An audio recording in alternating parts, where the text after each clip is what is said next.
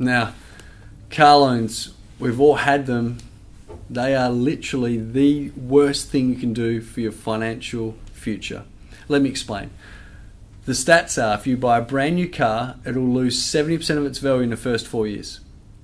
70% of its value in the first 4 years. Imagine investing in anything that you're guaranteed to drop 70% in 4 years. You'd never ever do it, let alone go into debt for it. I mean, this is crazy.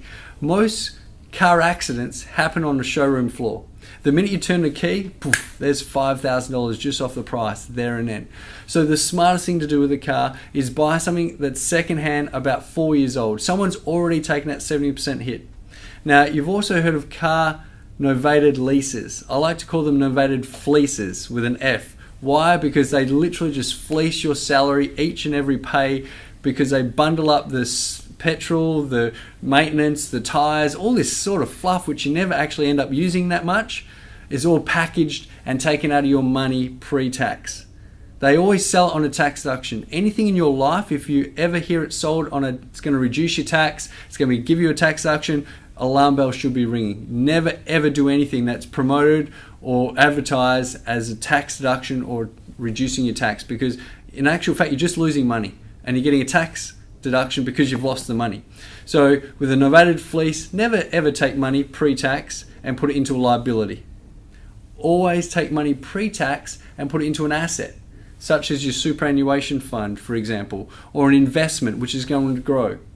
So novated fleeces simply take pre-tax income, let's call it $1,000 per week in income. The novated fleece will take out $200 and then put that towards the car, the petrol, the maintenance, the tires. You'll never really spend the $200 per week, but they will take that out anyway.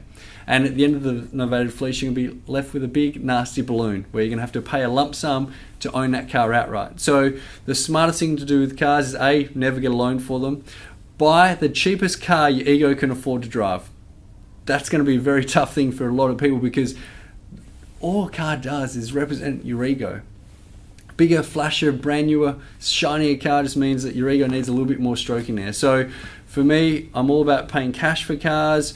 I literally drove a $10,000 car for the last 6 or 7 years, wholly and solely because I paid cash for it. I didn't owe any money on it. I put all that money that I would have been putting towards a car loan into my mortgage and also into superannuation and investments.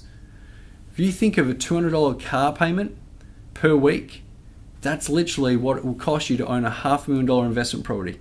The difference between the rent and the mortgage. Investment property or car. Which one's going to be better off for you and your family at the end of the day? Not a tough decision. So be smart with your money.